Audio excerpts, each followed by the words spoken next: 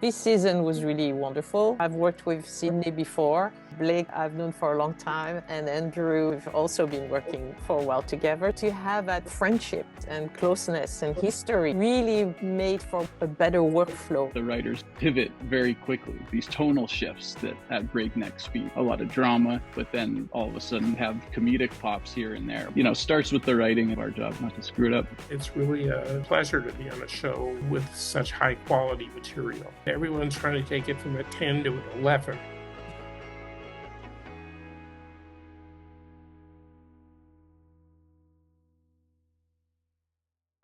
Curious about creating high-quality YouTube videos?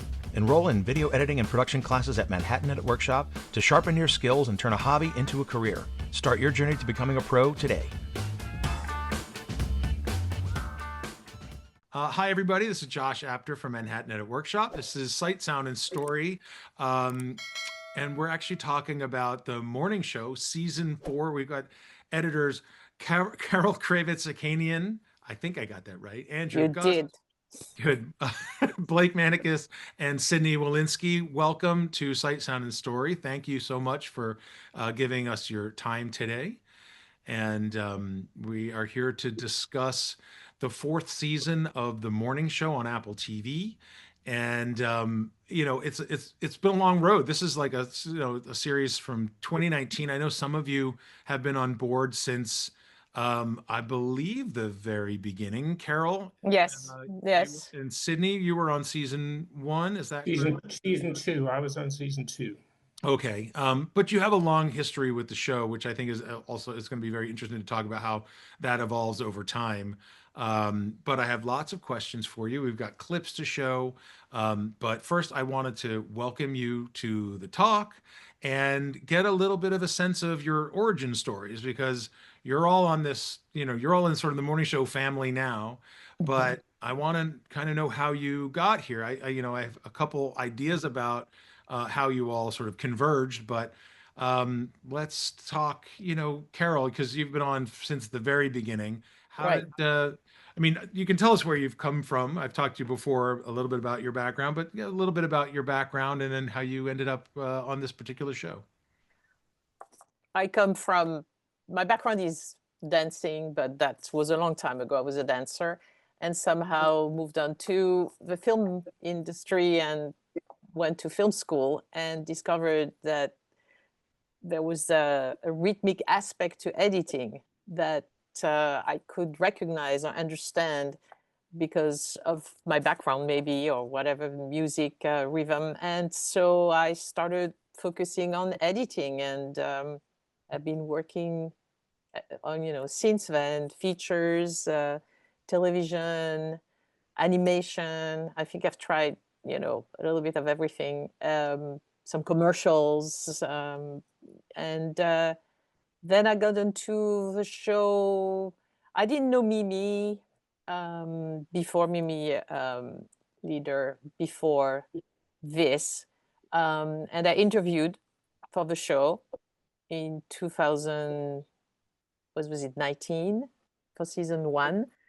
And they chose me to do the pilot or episode 1, which is always the hardest, a new season, Right. a new show. And there was a lot at stakes because it was the first show for Apple TV at the time, Apple TV Plus, but now Apple TV, and with big stars. So it was, and the DNA of the show really hasn't changed because we still have big stars, and every season we have new big names, and that's sort of part of a show now. So.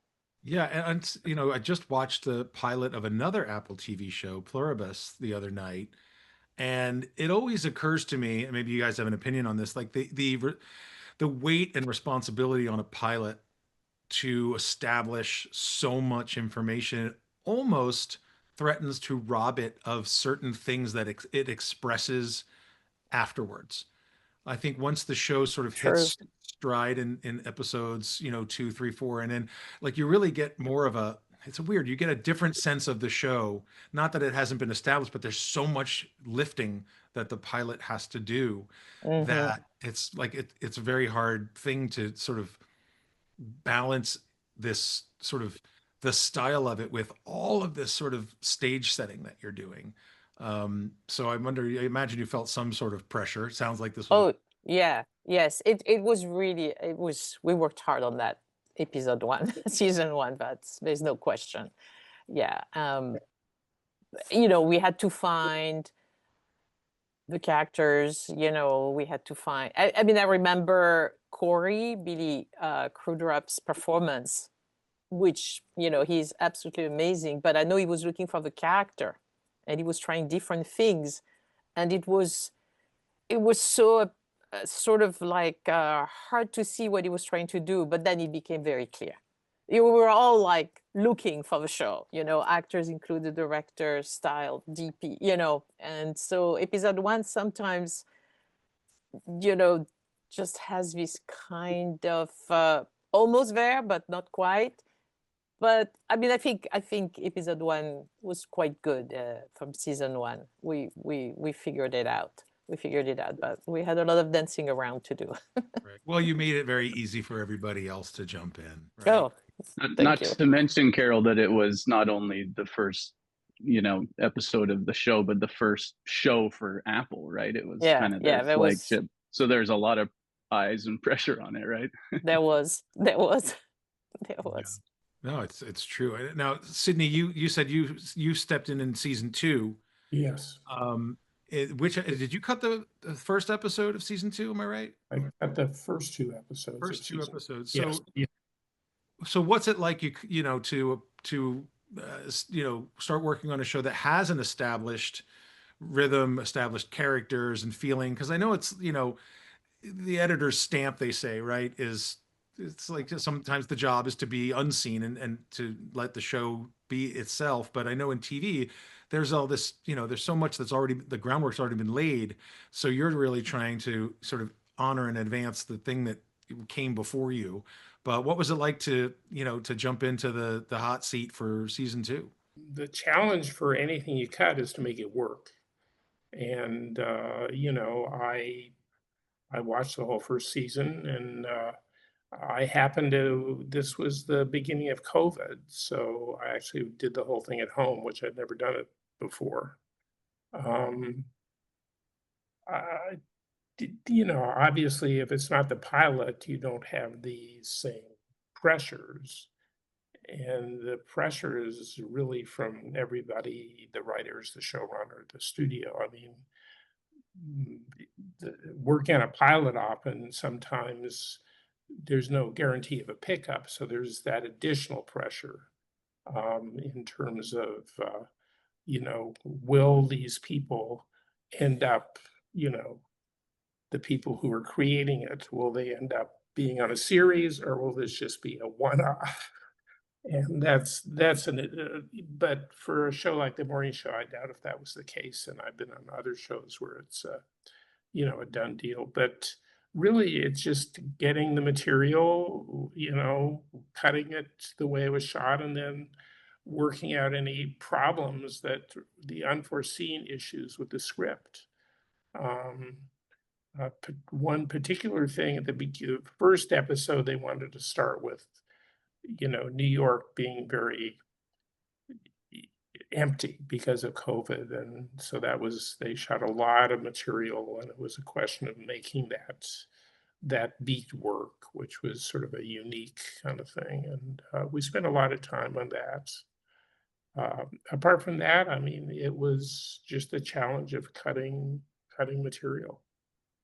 And that's always the job, right? That is the job, yes, yes. You have actors who are usually pretty good, but maybe stumble from time to time. You have scripts which everyone thought were great, but then you see it all put together and you realize there's issues there that no one thought of, or if they thought of it, they didn't really take it seriously. So that's, the process of refining a show. No, and it seems like, you're starting out with some, it's not like you're taking a 15 to an 80 or something. Like you're starting with material that's fairly, elevated. You're like, I think some editor, I think he was saying like it's almost like harder to take something from an 85 to 100 than it is from like a 10 to an 80. On the morning show, and this is probably true of everybody, we have wonderful material. We have a lot of coverage, frequently 2 or 3 cameras. So there are a lot of ways of solving problems, which you don't have if you only have a single camera coverage or a lot of scenes just covered in masters. So there's a lot of flexibility in what you can do as an editor. And the material is just always looks great. I mean, they have wonderful production designers and the DPs and so on. So you know, it's really a pleasure to be on a show with such high quality material. Yeah. And yeah, it's hard to get it from an 80 to a 100. Everyone's trying to take it from a 10 to an 11. That's what the network wants, I guess. But whatever, you know, ultimately you're limited by what you have. Now, this is also, it's a question for you, but also an open question because, you know, the way television works, you know, you're often working with different people week to week, or are you always working with the same, you know, creators or producers, or, you know, because Well, I know there's the directors too, but like how much of it is, this is what I've done. Here's what my cut. And then working through different stages with different people. Well, for the second season for me, it was somewhat different because I cut all of Mimi's shows, and Mimi is, you know, an executive producer. So I was really always working with her, even when I was with uh, you know, with the showrunner or with the studio. You know, she was my primary creative contact on other you know, other episodes and certainly other shows. You do a director's cut first of all, and they have a, you know, a DGA limited time, and then you go and you work with the showrunners, and then you know, you move on to the studio and do their notes. And well, in this case, we also have Jennifer and Reese are both producers, so we have they get a pass on the show. And that's true in the first season as well. Mhm. Um, Yeah, they but are our partners. They're yeah, partners. Mhm. but working with Mimi, she's the director, but she's also there all the time from beginning to end. So it's a little bit different, and it's really nice because, you know, you often, you know what the directors want, but that's not what the showrunners want, and you end up, you know, sort of feeling inside you violated some trust, but ultimately you have to do your job.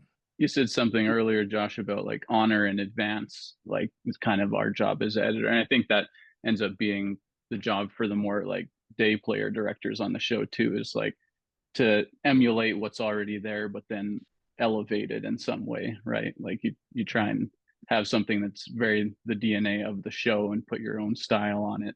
But yeah, you know, at the end of the day, yeah, you got to know where you're going, and that the showrunner is gonna put their ultimate stamp on it, and that kind of allows you some freedom too to play a little bit because you feel like you're in good hands, especially when you're in season 4 of something. You know that it has a pretty good plan for what they're doing, you know. You hope that. Yeah. I wouldn't expect someone to come in to do one episode as a director in season 4 to understand the arc of a show that's been around for 4 seasons. Like it's almost impossible to ask Right. for somebody. Yeah, So, of course. you know, I think that's where you guys come in because you have some continuity with the vision of the show that Yeah. they don't. But production too, the DP, you know, the DP, everyone is there to kind of support these directors, you know, and the actors know what they're doing. Speaking of continuity across the whole show, we've also, when we're working with directors that come in and they're only there for 1 or 2 episodes, we also have to have a continuity for each episode where the director maybe did some good work in one area, and they did it for a reason that may not be apparent to the creators. So you need to carry forward the director's intentions also, and your kind of like the institutional knowledge across the show in its entirety, but also for each episode. Now, Blake, when did you join? I came on Season 4. So I was the newest to the show, and so I had a lot to catch up on. It's a very plot heavy show. It's a very dense show. And relationships between people are pretty messy. So it was a lot to catch up on. So thank God Sydney and Carol and Andrew were there. I could always pop into their room and ask them anything I was confused about previous seasons, or even the season we're working on, because the season that we were working on, season 4, was very dense. And so from one episode to the other, it was, it could get confusing. One of the real benefits of working in person is you can just pop into the next room and ask a question. And so, that maybe sound like a weird thing to say, but there's a lot of shows right now that don't work in person, and I always miss working in person. So I had a soft landing with the 3 of them. Did you watch everything to kind of catch yourself up? Did you? Oh yeah. Did you read David Stelter's book, or Brian Stelter's book, which I can't imagine has much to do with the show anymore, right? You got into this show through Carol? We have worked together. Yes. I was assisting Carol on features back a while ago, on some long time ago.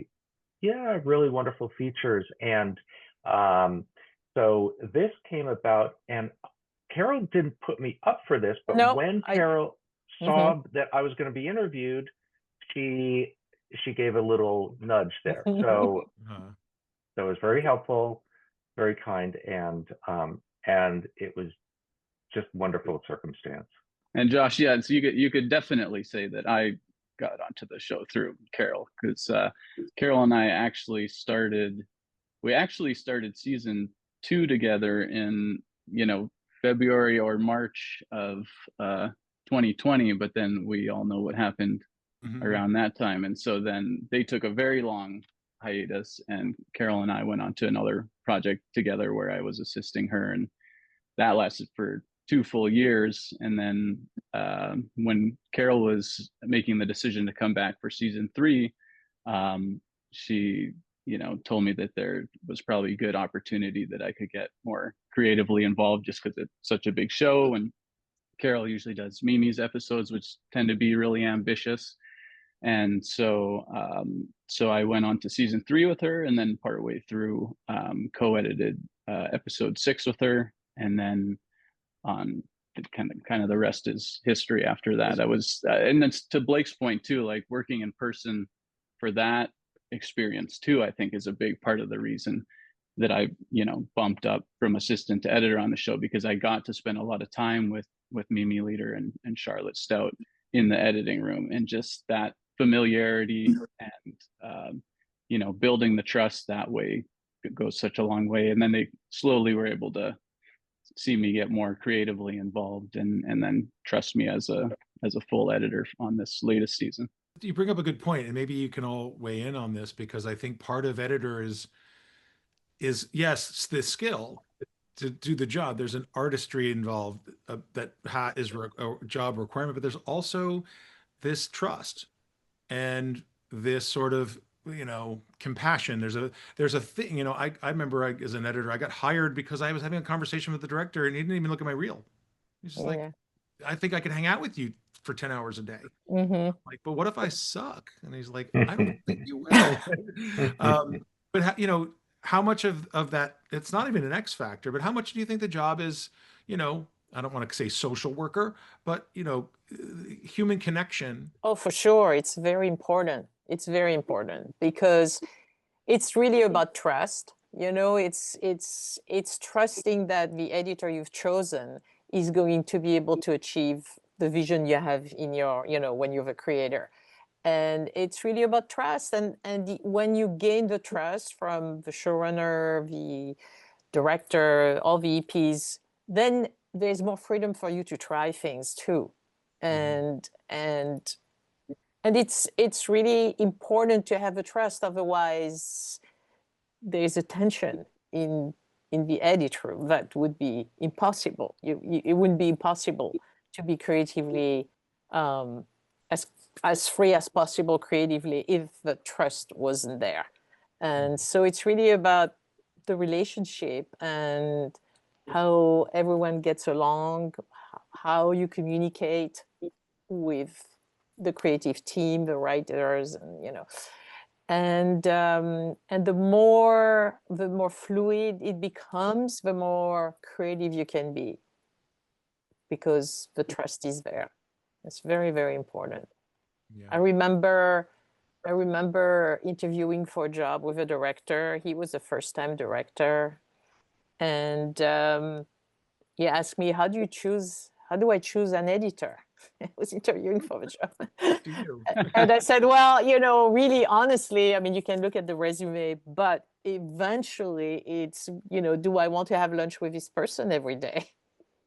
And really there is some truth to it, because you spend so much time in a cutting room with your editor that there has to be some kind of friendship there, even if you don't see each other outside, but there has to be some, because there's not, in the cutting room, it's not just about work, it's about discussion about film, cinema, music, books, whatever, is your influence, and you have to be on the same wavelength. And when it happens, it's magical. I think some of the best ideas come from, the crazy ideas, or just being comfortable experimenting with stuff, right? And even if it doesn't work what you're trying, this crazy idea might lead to the seed of another idea. But you won't try those things or show them if you're not comfortable, just on a human level with your creative collaborators. So, well, I think it's true. I mean, it's always nice when you're working with a director or producer who is willing to listen to other ideas, or you come up with a thought that may or may not work, and you can discuss this, and some directors are open and some are not. And I mean, and the interaction, you have to, as an editor, you have to learn to get along with the people you're working with. I don't know how to say that, and understand that ultimately, you can have as many ideas as you want, but you ultimately have to defer to the director or the producer or the whoever's in charge. I mean, in terms of what Carol said, I remember years ago when I was pretty inexperienced editor and I was interviewed for a feature and I got the job, and I knew they'd interviewed other much more experienced people, and I asked the director and producer, why did you hire me when you had all those other people? And they said, well, we just wanted someone we felt comfortable to spend 8 hours a day with in the cutting room. I thought that was interesting. I've heard it said that, you have to be prepared to lose 100% of the battles you wage as an editor. Like, your ideas you have to offer them, but you have to be okay with none of them being, taken. And the other thing about not being rigid is, like, offering an idea that isn't maybe the right idea might lead to a third. Of course. I think that's They're really like the magic steps. of Yes. that sort of the ability, the trust, the freedom to play. Yeah. Because that's where these ideas can come from, that relaxed state where you're kind of kicking around the what you have. And like you said, the script was great on paper, but it's not quite doing it in this first pass, and this performance that looked amazing, in the dailies. It's like something about it isn't balancing, and having the ability to really kick ideas around freely, is that's part of the relationship. The other thing is the person you're working with has to actually take you seriously as a creator. That's what's really important. So you can say, you can say, something here isn't working. I don't have a solution, but let's talk about it. We've been using the word trust, and something that always often surprises me when we get into a cutting room the director who's used to being in charge of a lot of people and being the final say and the buck stops theirs, they can be very vulnerable. They can, and you want them to be very vulnerable, and you want to nurture them and support them, and the same with the writers. And so another word for trust is that allowing that vulnerability, and letting them feel like they're free to throw things out there and make mistakes just as you are. And I know that I need that. I need them to allow me to be vulnerable, because when you're being creative, you're being vulnerable. So it's so much of a vibe-based relationship. Have you read the book When the Shooting Stops, The Cutting Begins by Ralph Rosenblum? It's an oldie but a goodie. I read it a long time ago. He cut a bunch of Woody Allen films, didn't he? Yes. Yes, I remember reading that. Yeah. He cut a lot for Mel Brooks as well. But to your point, Blake, Mel Brooks was very insecure as a filmmaker, but it manifested itself as bravado. And they had to work through that. They had to learn how to become more vulnerable with themselves and with their ideas to let the work come out. And sometimes that can be very difficult, and sometimes it works great. And I guess in the worst case scenario, you become just a pair of hands for somebody who becomes impossible to communicate with. And that's, true. I don't know, maybe we've all had that experience one time or another. Yes. Only one time. But yeah, when it's good, it is this true collaboration.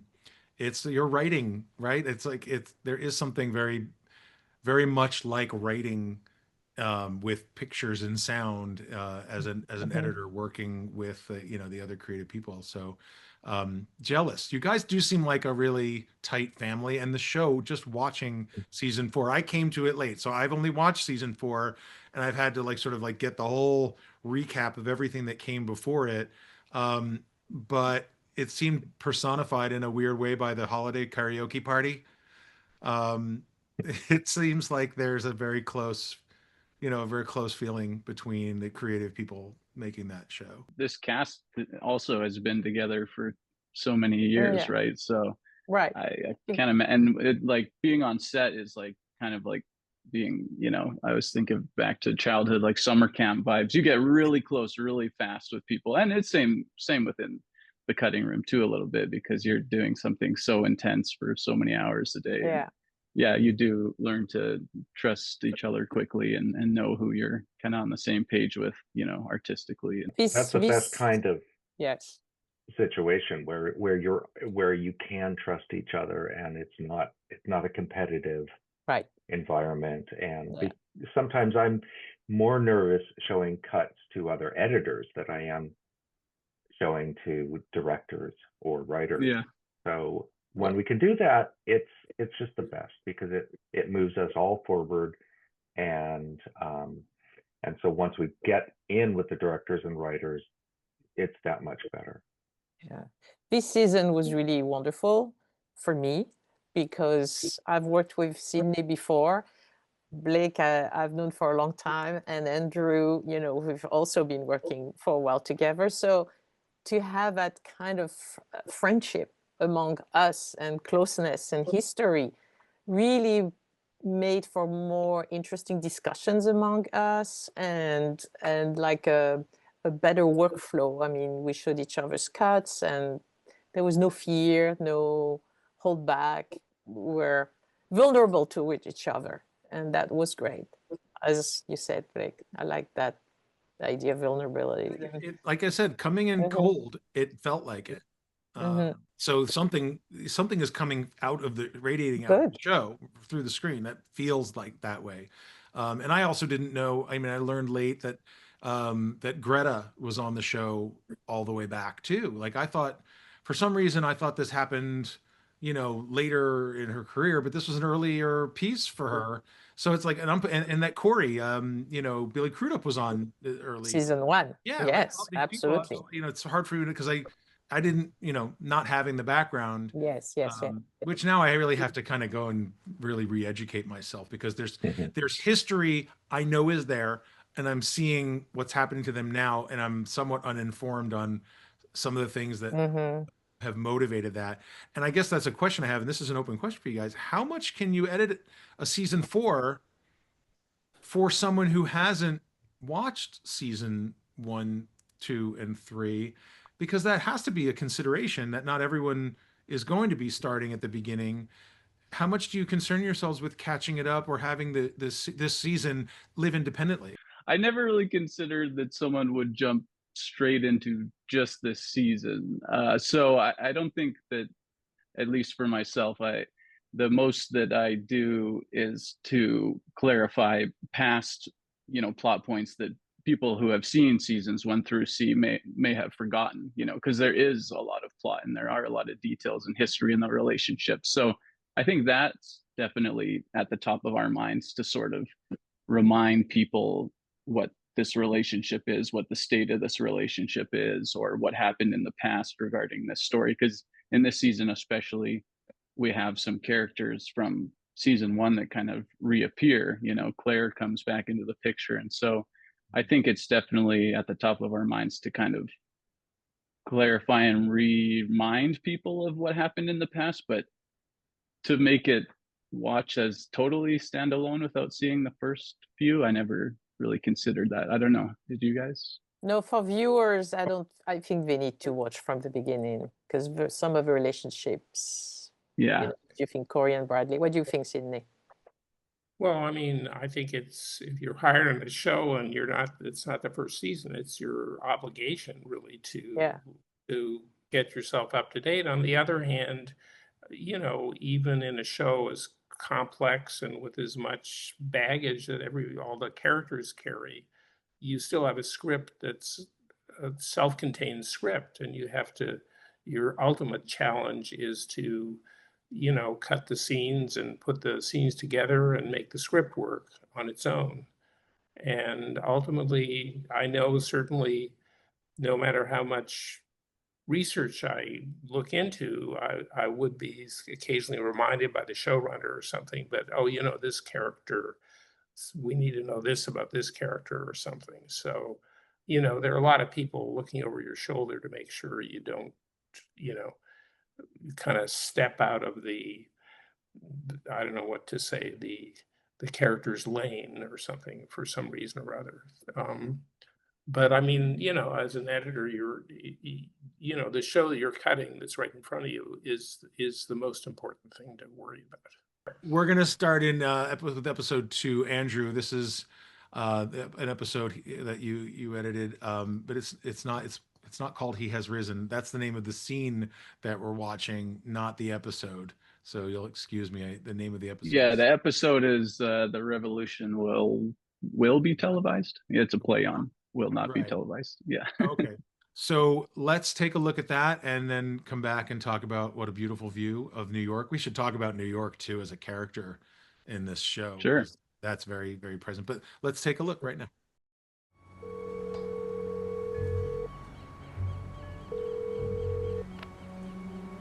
Corey, it's getting kind of sad, actually.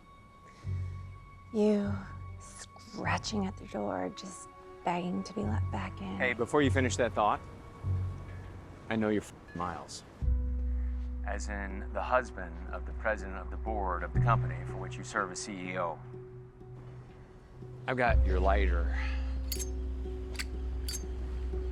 Left it at the loft. I also cornered the building super. He said he's seen you there a dozen times. I'm gonna take your silence as confirmation. I had your back. When Paul was coming after you, does that mean anything? Oh, that was a long time ago. What do you want, Corey? Money for your movie? Oh no, Stella. My price has gone up. I want an overall deal at UBN. Development money, office suite, a whole slate. Jesus Christ. He has risen.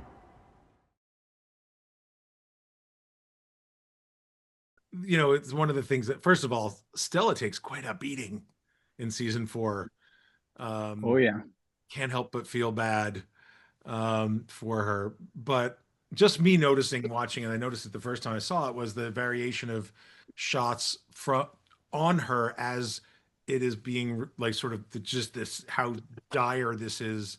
You know, it's sort of like a sort of 3/4 shot, then the reflection in the window to this dead on, like right at you, Jesus Christ. Like, you know, how much of that's engineered and how much of that is like, let's make this, let's find this in the editing room.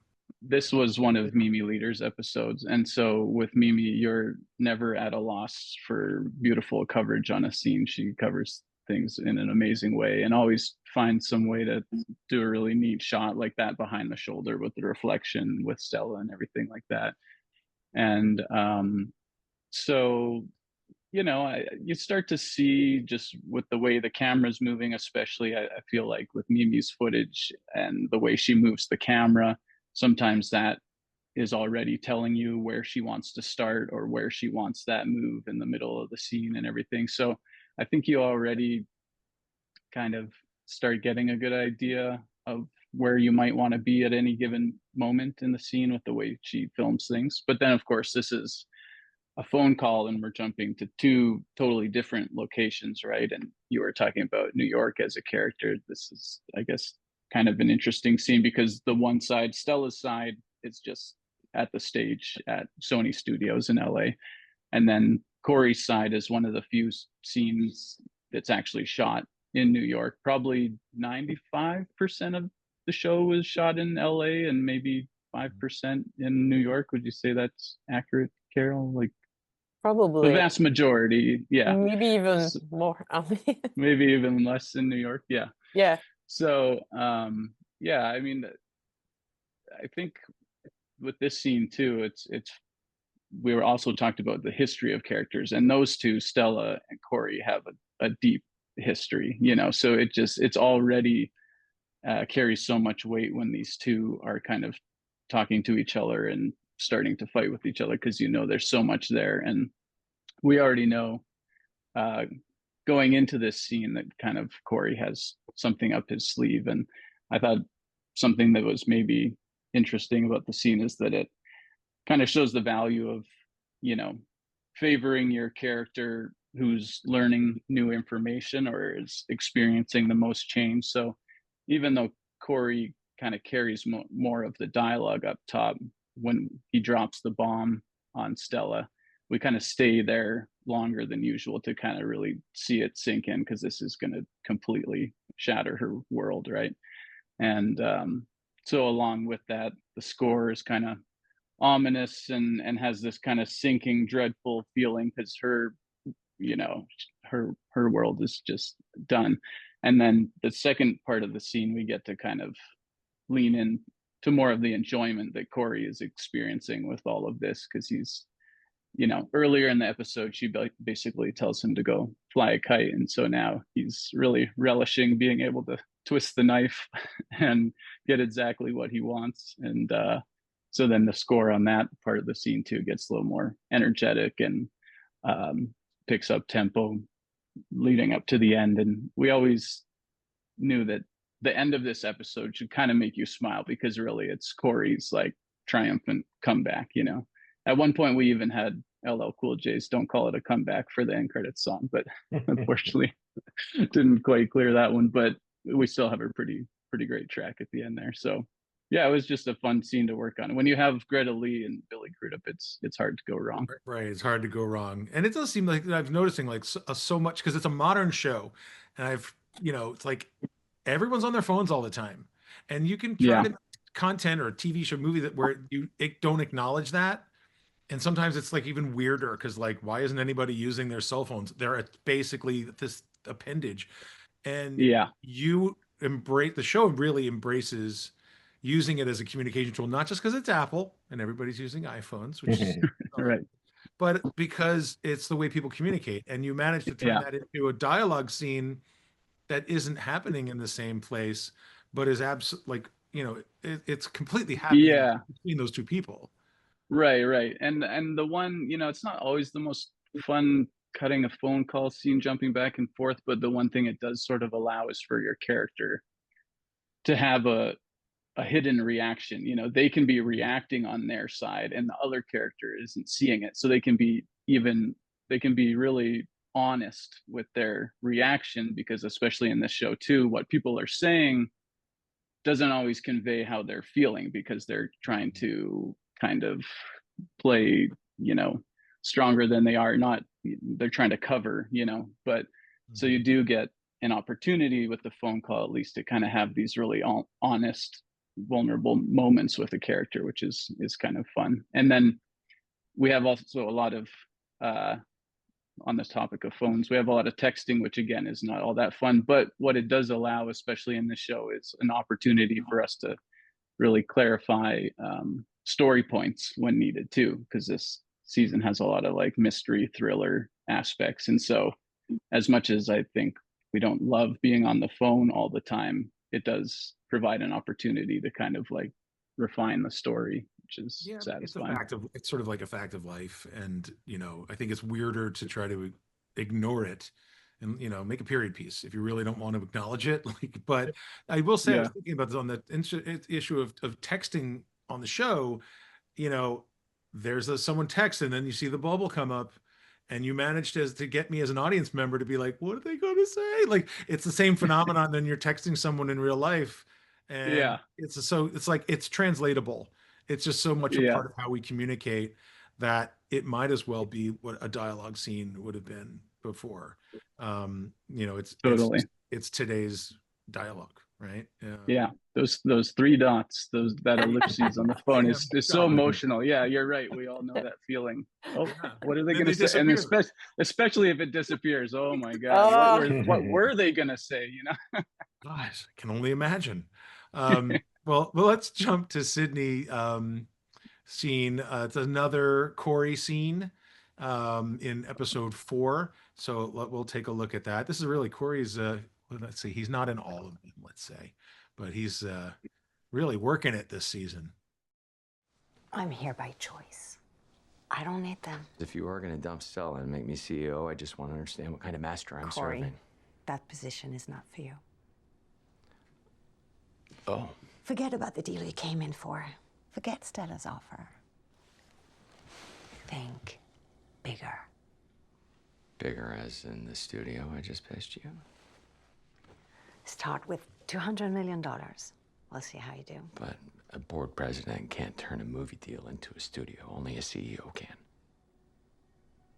Oh, you want to be CEO too? Board president and CEO. Celine Dumont.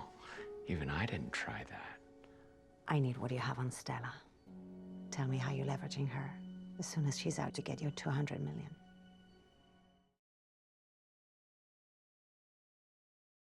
He drops the bomb at the end of this episode, right, Sydney?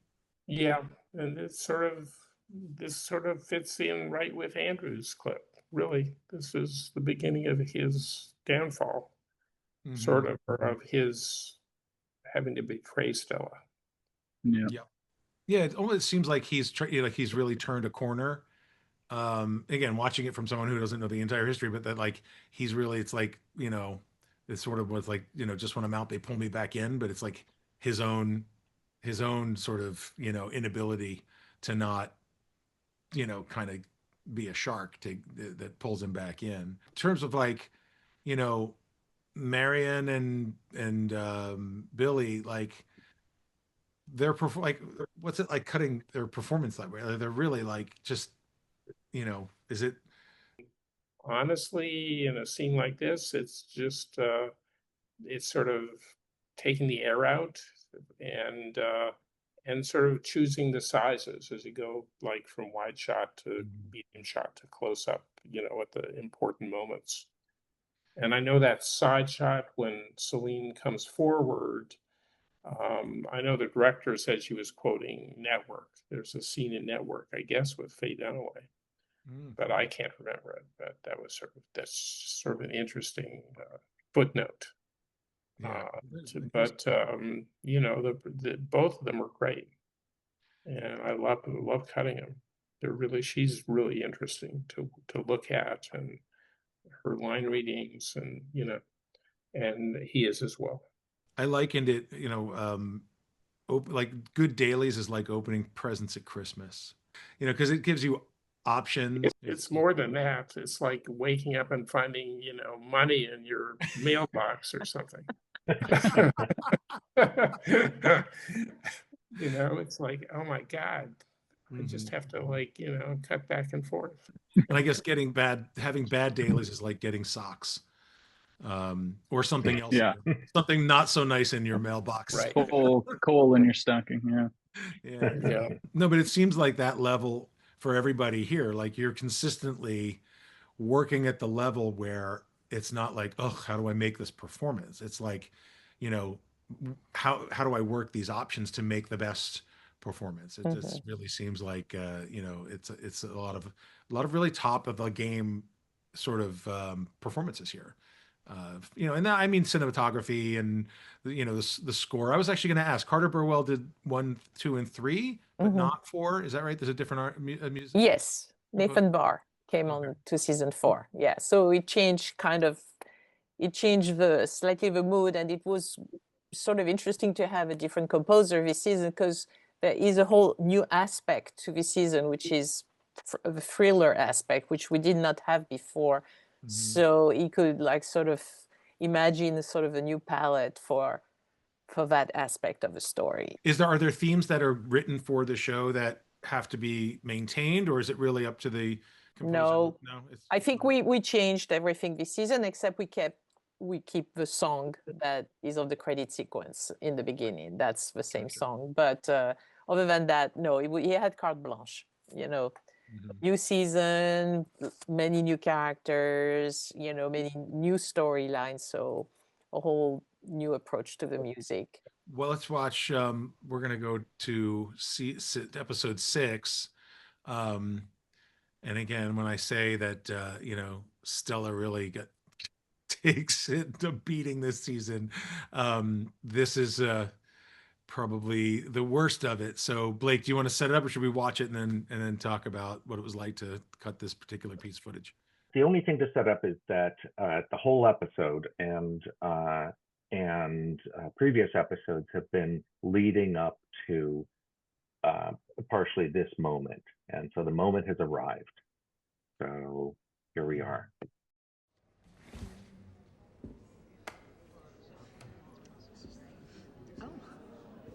This is our live, fully interactive AI. Yes. So soon, every piece of UBN talent will have one. Alex, Chris, Bro Hartman. They'll deliver news and entertainment tailored to your individual taste in your native language. And you'll be able to communicate with them from the comfort of your own home. But for now, you'll have to settle for me. Hi, Stella. Hi, Stella. So, what can you do for us? I'll do what I've been doing the past year. Lower operating costs, increase audience retention, and engagement. Miss Levy? Yeah. 3 minutes. Thank you. Pick your favorite events, and I'll queue them up for you in a daily digest. Tell me who you're rooting for, and I'll get you behind-the-scenes coverage. Well, obviously, my favorite athlete is Simone Biles. How original. Who's the AI here? Okay, you're going with basic AI then. Are you going to roll this out for Paris or use it in the newsroom? Well, why don't we ask her? What do you think, Stella? How will you be useful in the newsroom? I can fact check, I can research, I can write copy. Also, I know 100 different languages. A question. Actually, I'm asking the questions, but if it's a good one, go for it, dude. Yes, go ahead. No. Is this a talent replacement tool or just a way to keep them in line? I asked because I heard Chris Hunter is being denied contract parity with white anchors at UBN, and that's why she's threatening to sit out the Olympics and why she's boycotted today's event.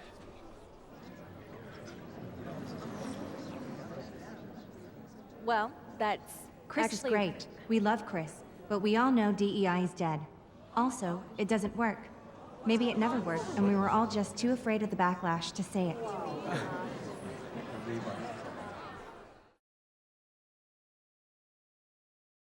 So just a quick aside, that was not actually AI. That was her acting the way an AI version of her would act, I'm assuming? Yes. And yeah, she did a good job of playing an AI, which is pretty darn realistic, but you can still tell is an AI. And then after that, we added a smoothness to her skin with VFX, so so that she wouldn't look quite so real. Like, how do you build that in that scene? So who are you with, I guess? Who are you cutting it to? That's a really good question. I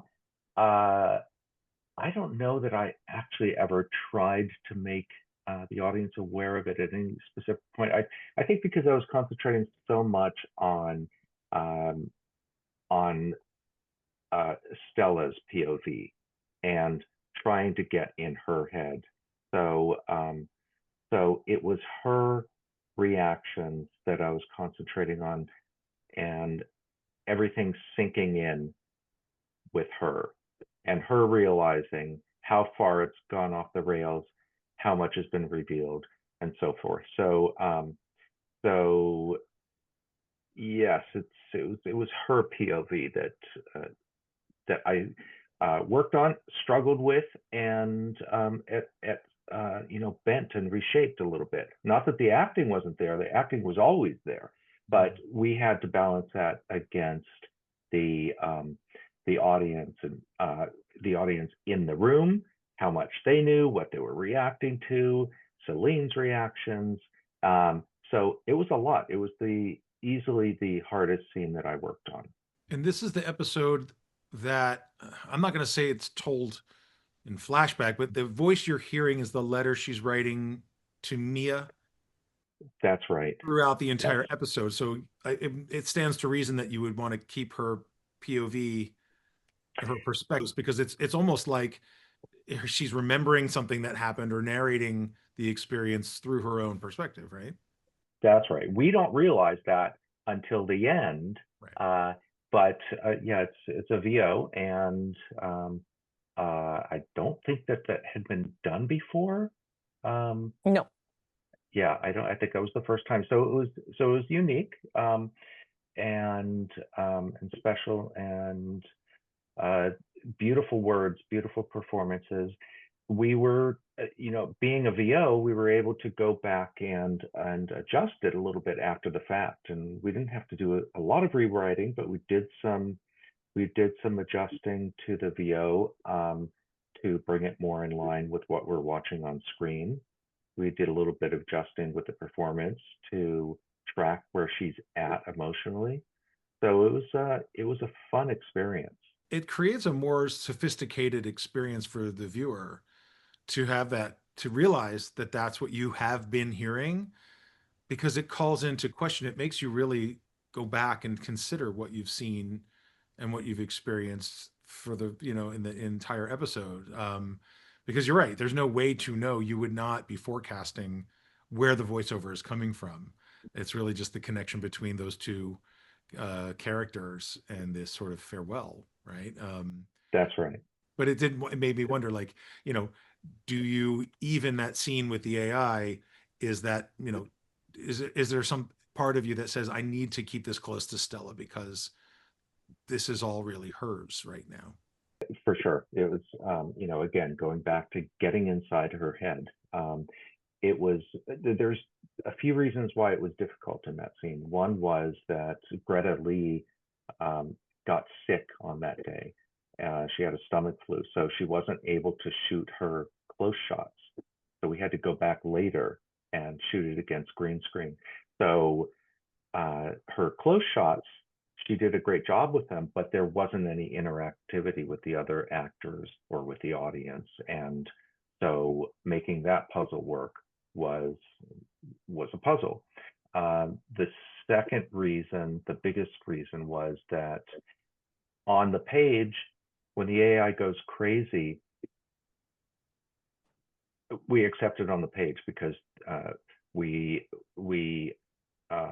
reading about the audience reaction, we're reading about the reporter's reaction, Mia's reaction, and but on the day, it all was happening around Stella. We had to cover all that. It left Stella standing there on stage doing nothing, not reacting.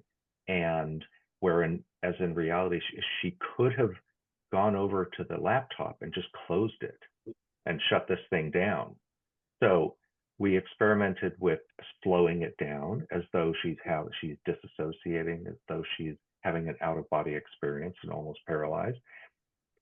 That kind of work, but we tried speeding it up and having the words and the experiences cascade across each other, and that worked better. And so that's what we kept towards the end, when it just becomes so overwhelming to her that she is paralyzed.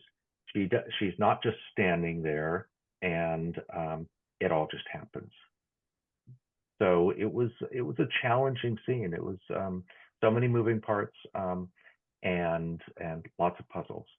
As an audience, well, I'm just going to speak as an audience.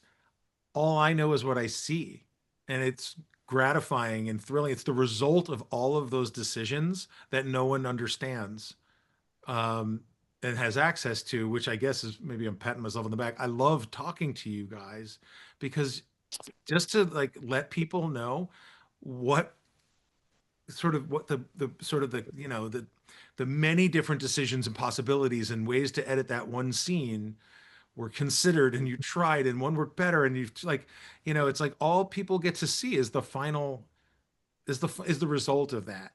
And it's, it's great. That's what it is.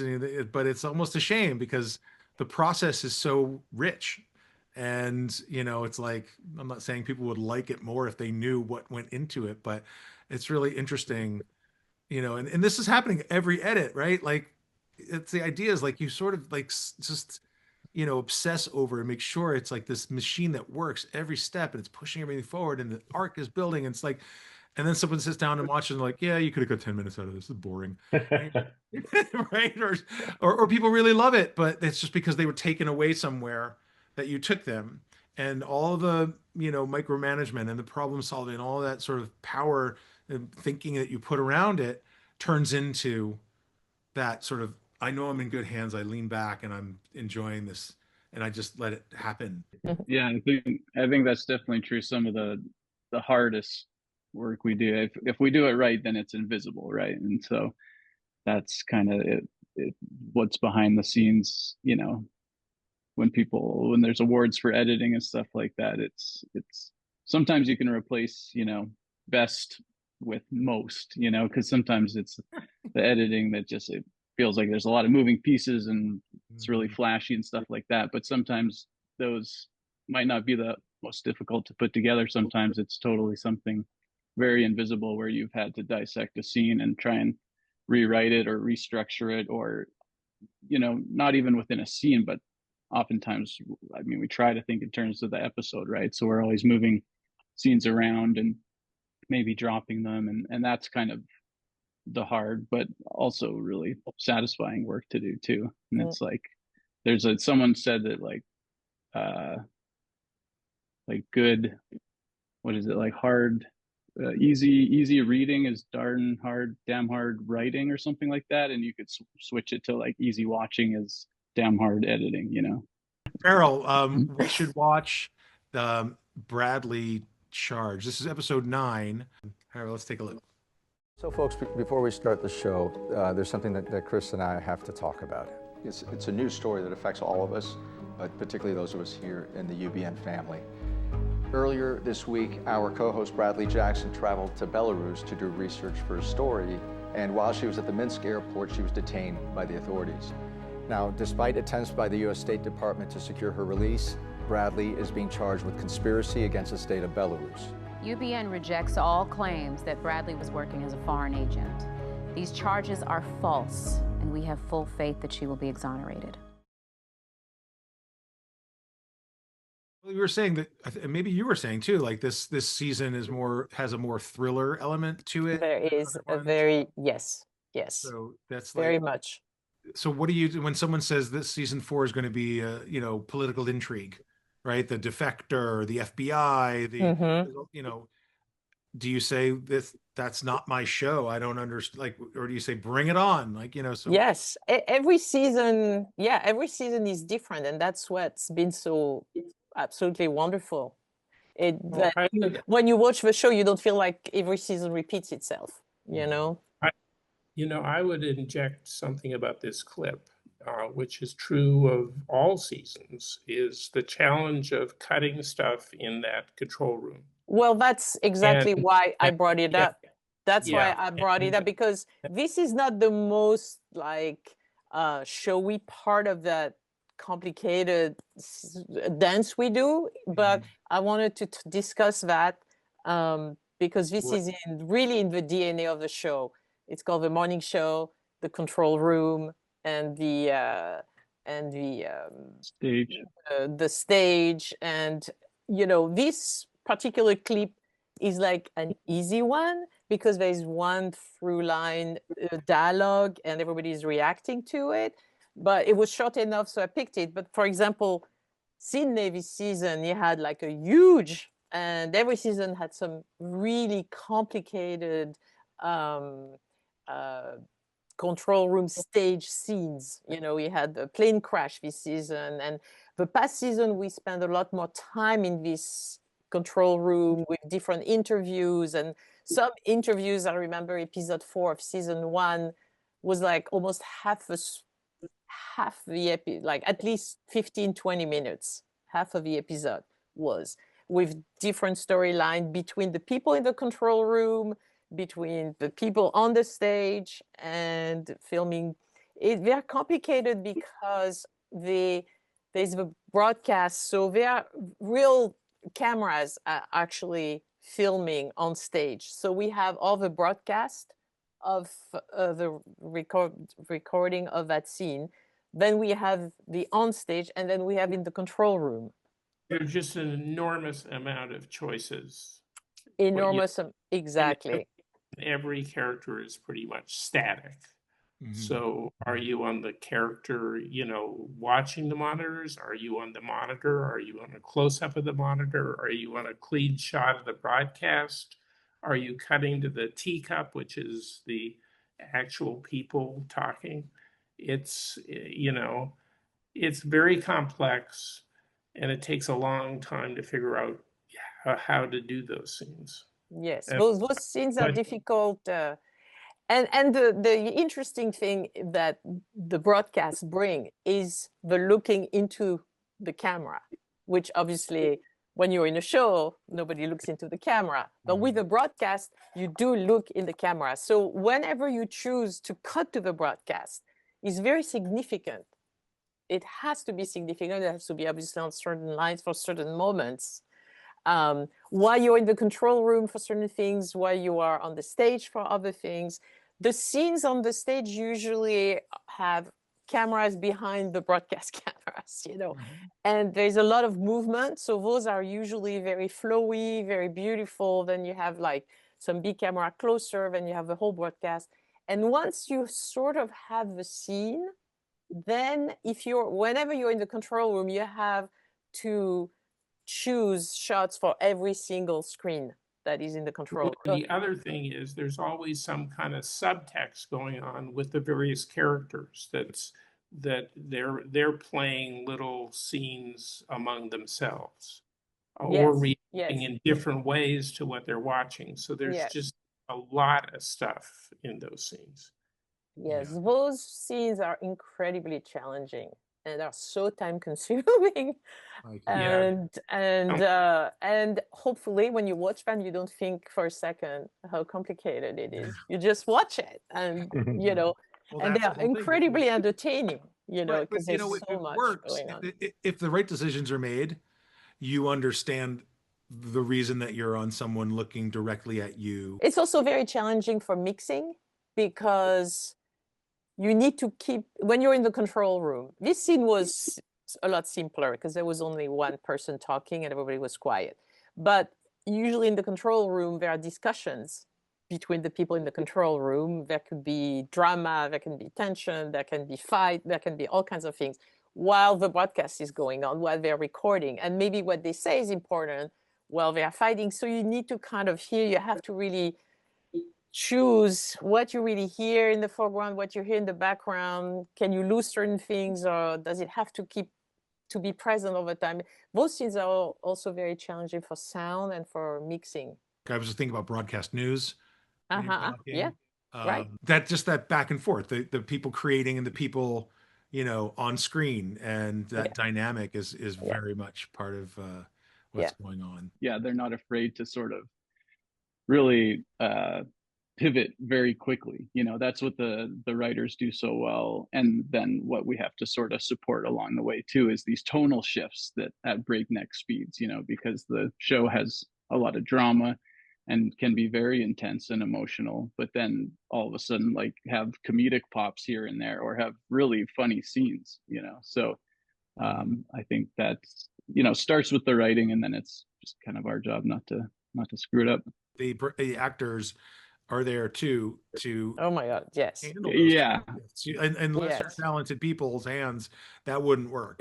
We didn't show any clips, barely any clips of Jennifer Aniston, but she's the queen. She's the queen at being able to find the drama and inject the comedy in it.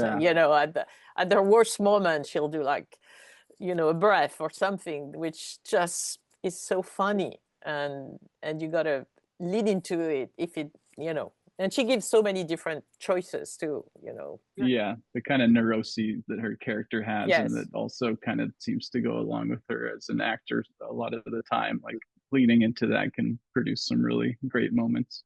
It sort of made me happy to watch her sort of being able to, the subtlety that she can use in a part like this, in something like Friends, the camera's too far away. It's broader, it's bigger, it's more theatrical. And she does a great job there. And here, the camera's right there. You can do something with your eyes. You can do something with the side of your mouth. And look, I could talk more about this than you guys want to. I do want to respect your time. We've been going for about an hour and a half. So I guess in closing, thank you guys so much for sharing your experience in the show. It's certainly making it a deeper experience for me. I'm sure people watching out there, love getting that extra insight into what goes behind the show.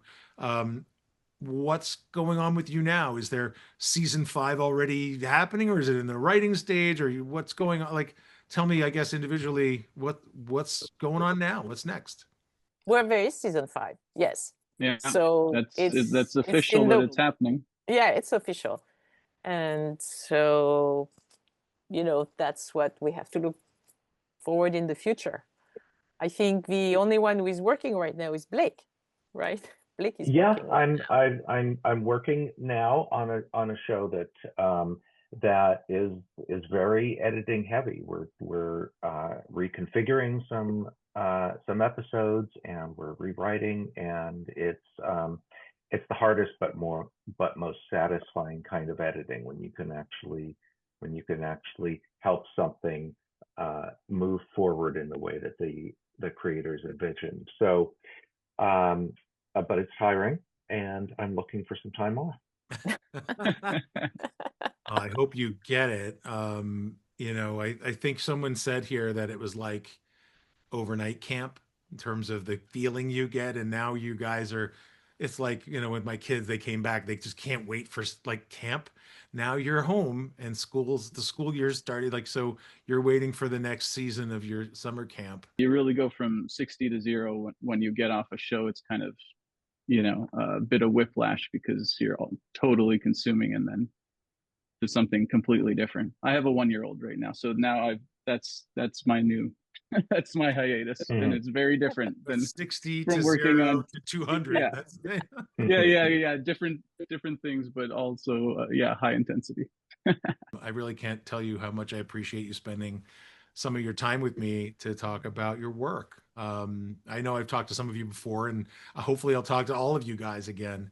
But Andrew, Sydney, Blake, Carol, thank you so much. And everybody get out there, watch The Morning Show season 4. Thank you. I hope you have a wonderful Thank you, Josh. Thank you. Thank you. Thanks again, everybody, for watching. Had such a great time talking to these editors. And, we do a lot of talks from the Talking Muse Shop conversations. We just did one with the editor of The Sound of Falling. We're doing Highest to Lowest. That's coming out soon. So please stay tuned. Go to our YouTube channel. Manhattan Edit Workshop. Just search it on YouTube and check out all of our different playlists. We got tons of content.